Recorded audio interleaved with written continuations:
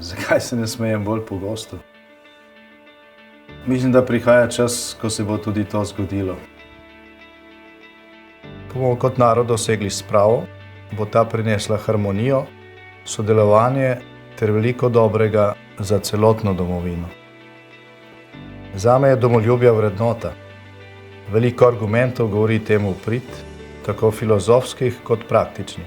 Jaz enostavno ne sprejemam tega, da moramo imeti slabo vest samo zato, ker svoj narod spoštujemo in ga imamo radi. Jaz imam pač rad Slovenijo. Če imaš iskreno rad svoj narod, boš spoštoval tudi druge.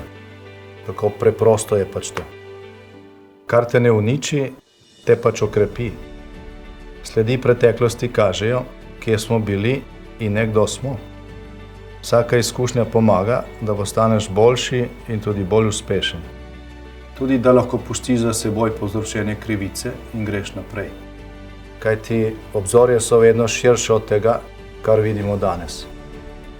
Ljubezen do Slovenije, skrb za naslednjo generacijo, trpljenje in molitev mojih prednikov mi dajeta moč, da nadaljujem to pot. A izzivi, ki nas čakajo v prihodnje, mi določajo korake. Slovenija je dovolj močna, da uspe. Slovenci smo sicer tih, a ponosen in deloven narod. Preživeli smo vse viharje zgodovine, ohranili smo svoj jezik in kulturo ter izbojevali lastno državo.